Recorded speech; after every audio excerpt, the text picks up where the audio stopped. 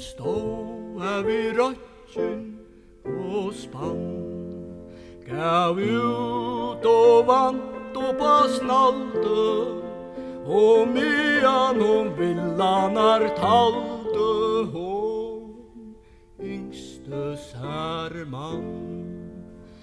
De skulle nu ha bäge hästar och kyr, och i stovene sofa, och i kötje kom fyr.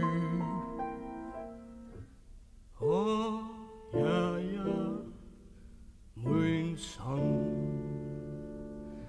ta goa inskja mer kan, av bunet om vökron och stärkon, av kjolon och bluson och särkon, allt djever mer han. Och löjve skall vera så listeligt, ja, nej, jag orkje ikkje a hugsa mer det. Ja, min son.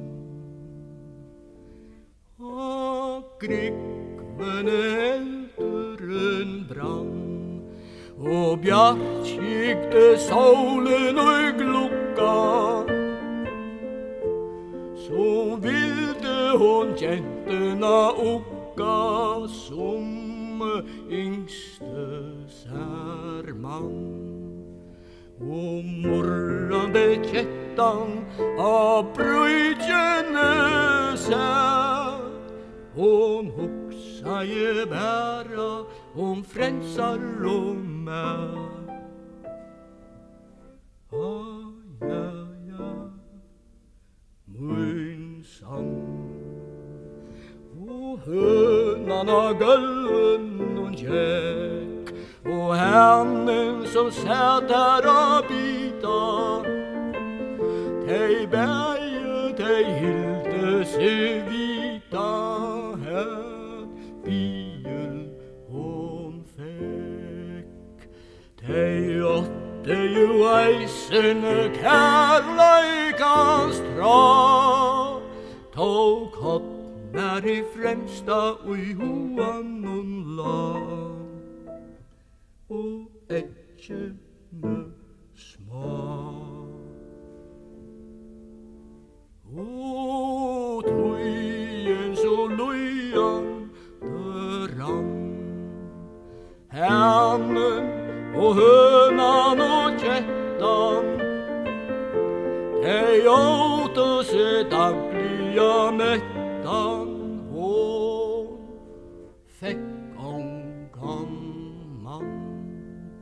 här kom väl av bilen att väl bekvämlig, där halsavost smurdes och ginke fram vid. Och hon stod och spann, och grikven då ikkje hon kjente sær hita, og tungt måtte foten hon flita, tøy gæreren tann. Hon helse a fåa og i gave og skonk, vær våren til grikve og bytte.